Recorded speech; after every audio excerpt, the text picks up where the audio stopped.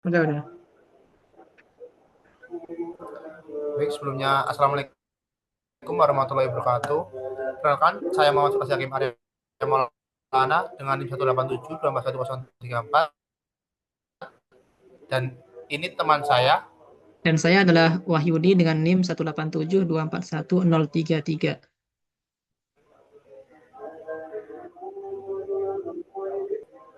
Oke, di sini kami akan mempresentasikan mengenai penelitian yang berjudul pengembangan basis data penjualan, persediaan, dan logistik tracking studi kasus PT Abimata Citra Abadi. Penelitian ini dilakukan untuk merancang sistem basis data yang lebih terintegritas guna meningkatkan efisiensi dalam pencatatan mata pencatatan data di perusahaan ini. Yang pertama yaitu pendahuluan. Dalam dunia bisnis, sistem informasi yang baik dapat meningkatkan efisiensi dan ketepatan dalam pencatatan data. Saat ini, PT Abimata Citra Abadi masih menggunakan Microsoft Excel dalam mencatat penjualan, stok, dan pergerakan barang. Sayangnya, sistem ini memiliki banyak keterbatasan seperti input data yang masih manual, kesulitan dalam melacak barang, dan kurangnya integrasi antar divisi. Oleh karena itu, penelitian ini berusaha mengembangkan sistem basis data yang lebih modern dan terstruktur. Tujuan penelitian ini sendiri yaitu merancang sistem basis data yang lebih berintegrasi agar semua divisi dapat mengakses data yang sama secara real time, meningkatkan efisiensi dalam pencatatan data dengan mengurangi proses manual dan resiko kesalahan input, serta menyediakan sistem tracking barang agar pergerakan barang dapat dipantau dengan lebih akurat.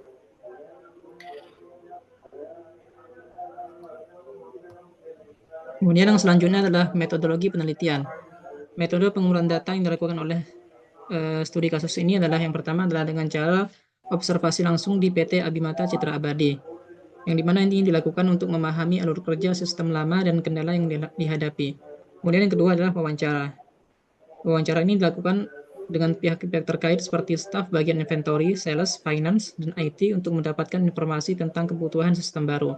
Kemudian studi dokumentasi dengan menelaah dokumen-dokumen perusahaan yang berhubungan dengan transaksi penjualan dan persediaan. Kemudian pengumpulan data juga dilakukan dengan studi literatur yang dilakukan dengan cara yang tujuannya adalah memperoleh teori-teori yang relevan dalam pengembangan basis data.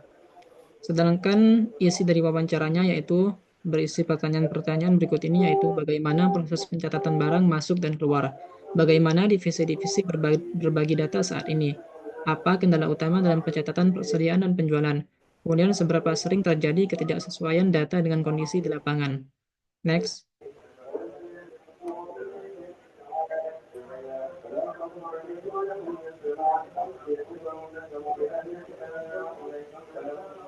Next. Oke, permasalahan yang ada dalam sistem lama. Yang pertama yaitu kapasitas terbatas. Sistem pencatatan yang menggunakan sistem lama itu masih menggunakan Microsoft Excel yang memiliki keterbatasan dalam menangani jumlah data yang besar serta tidak dirancang untuk sistem manajemen basis data yang kompleks. Yang kedua, proses input data yang masih manual. Input data masih dilakukan secara manual sehingga meningkatkan risiko kesalahan pencatatan, duplikasi data, dan inkonsistensi dalam laporan. Yang ketiga, kesulitan dalam melacak barang rusak atau retur. Sistem lama tidak memiliki fitur pencatatan barang rusak atau retur secara otomatis, sehingga menyulitkan dalam pengelolaan stok dan laporan keuangan yang akurat. Yang terakhir yaitu kurangnya sinkronisasi antar divisi. Data tidak dapat diakses secara real time oleh berbagai divisi, sehingga terjadi keterlambatan dalam proses pengambilan keputusan serta kesulitan dalam berbagi informasi antar tim. Next. Kemudian adalah solusi yang diusulkan untuk sistem yang baru.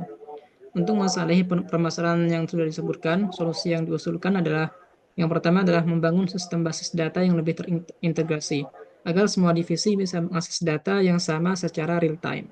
Kemudian yang kedua adalah membuat sistem input data yang lebih otomatis.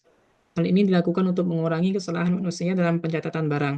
Kemudian yang ketiga adalah menambahkan fitur tracking barang secara real time, sehingga perusahaan bisa memantau pergerakan barang dari gudang hingga ke tangan pelanggan.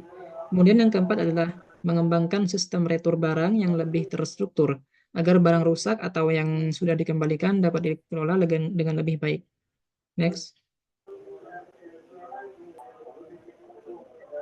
Next. Implementasi sistemnya sendiri yaitu yang pertama perancangan sistem. Nah, sistem ini dirancang dengan struktur basis data yang lebih terorganisir untuk mendukung proses pencatatan, pemantauan, serta analisis data penjualan dan persediaan. Yang kedua yaitu migrasi data. Data dari sistem lama dipindahkan ke sistem baru dengan proses validasi guna memastikan akurasi dan menghindari duplikasi. Yang ketiga itu pelatihan pengguna. Karyawan diberikan pelatihan untuk mengoperasikan sistem baru guna memastikan kelancaran transisi dan memaksimalkan manfaat dari fitur-fitur yang tersedia. Dan yang terakhir yaitu uji coba dan optimalisasi. Sistem yang baru ini akan diuji untuk memastikan fungsionalitasnya berjalan dengan baik, serta dilakukan perbaikan dan penyempurnaan berdasarkan umpan balik dari pengguna. Next.